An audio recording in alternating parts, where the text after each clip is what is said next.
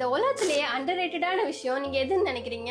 ஆண்கள் தேம்மா. அது ஏன்? இந்த உலகத்துல ஒரு குழந்தை பெண் குழந்தையா பிறந்துருச்சுன்னா அன்னைக்கே அவங்க அப்பா அம்மா அந்த பொண்ணுக்காக சொத்து சேர்த்து வைக்க ஆரம்பிச்சிருவாங்க. என் பொண்ணு ஃபியூச்சர்ல கஷ்டப்படக்கூடாது அப்படின்னு.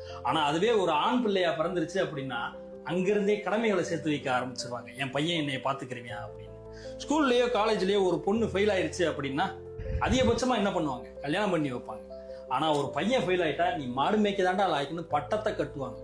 பொண்ணுங்க வேலைக்கு போறது இந்த சொசைட்டில நான் ஒரு இண்டிபெண்டன்ட் உமன் அப்படின்னு ப்ரூவ் பண்றதுக்காக. ஆனா பசங்க வேலைக்கு போனாதே இந்த சொசைட்டி அவங்கள ஆம்பளன்னே ஏத்துக்கிறோம். பொண்ணுங்க சரக்கடிச்சா பெண் சுதந்திரம், ஆம்பளைங்க சரக்கடிச்சா பொறுக்கி பையன். ஒரு பொண்ணு கல்யாணம் பண்றது லைஃப்ல செட்டில் ஆகிறதுக்காக. ஆனா ஒரு பையன் லைஃப்ல செட்டில் ஆனாதே கல்யாணமே.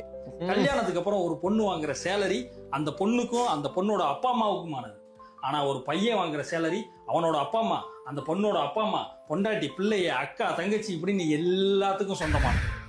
இவ்வளவு ஏன் நீங்க எங்க கிட்ட சண்டை போட்டுட்டு உங்க வீட்டுக்கு போறப்ப கூட என்ன சொல்லிட்டு போறீங்க?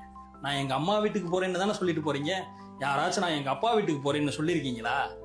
இந்த மாதிரி சொன்னா 1000 விஷயம் சொல்லிக்கிட்டே போலாமா. இவ்வளவு கஷ்டத்தை மனசுல வச்சுட்டு எப்படிங்க வெளியே சிரிச்சிட்டு இருக்கீங்க?